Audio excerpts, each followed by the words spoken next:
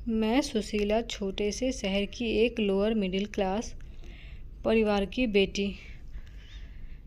मेरे पिताजी ने मुश्किल से हम 3 बहनों को बड़ा किया है।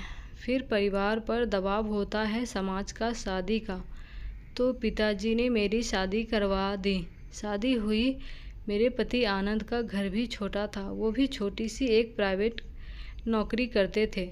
वो ट्रक ड्राइवर थे।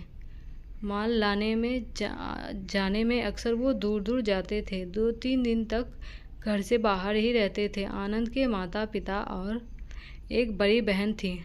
बड़ी बहन की शादी तो हो गई थी, लेकिन कुछ मनमुटाव के चलते वो अभी हमारे साथ ही रहती है। सही बात तो मुझे नहीं बताई, लेकिन मैंने ज़्यादा पूछा भी नहीं। मैं अक्सर घर में रहकर घर का काम करती थी। इतना मुश्किल नहीं था, क्योंकि काम तो मैं मेरे घर भी किया करती थी। पति भी अच्छा है। मुझे लगा कि अब इस घर से मेरा भाग्य जुड़ गया है। 6 महीने बाद ही, लेकिन मैंने जो सोचा वो नहीं हुआ। शादी के ठीक 6 महीने बाद ही मेरे पति का एक्सीडेंट हो गया। जैसे ही यह खबर आई, मैं बेसुध होकर ज़मीन पर गिर पड़ी, और जब मैं होश में आई तब तक सब खत्म हो चुका था। जो आप सोचते हो ऐसा कभी होता नहीं। परिवार में एक ही बेटा, और वो भी चल बसा, तो सोचो उस परिवार का क्या हो रहा होगा।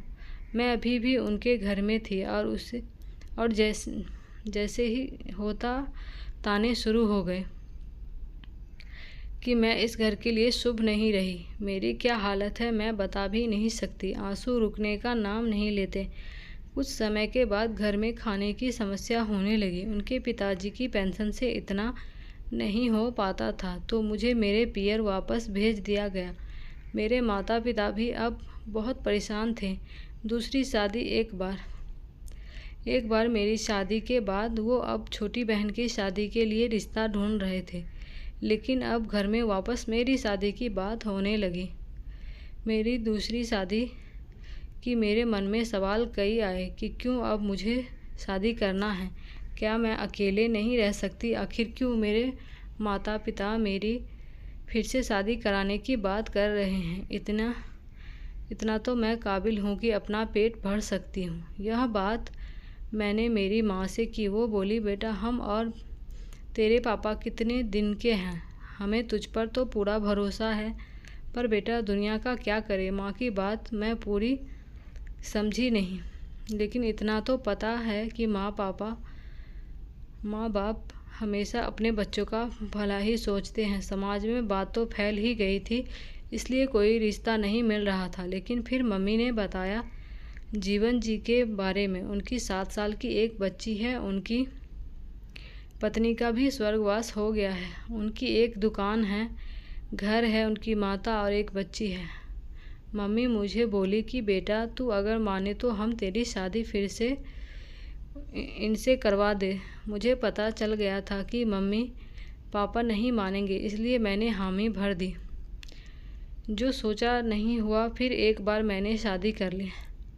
ज़िंदगी की यह अजीब बात मैंने देखी। जब आप बहुत कुछ सोचकर रखते हो तब वैसा नहीं होता, और जब कुछ नहीं सोचते तब अच्छा होता है। मैंने भी सोच लिया कि मेरी ज़िंदगी में खुशी आएगी नहीं। मैंने सोचा था कि मैं जहाँ जाऊँगी मुझे दुख मिलेगा।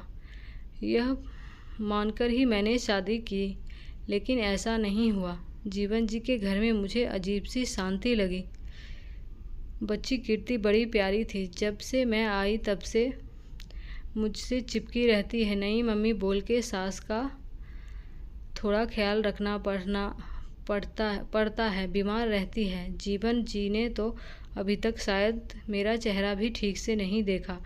मैं समझती हूँ हम दोनों एक ही दर्द में हैं, इसलिए मैंने भी उन्हें कुछ कहा नहीं।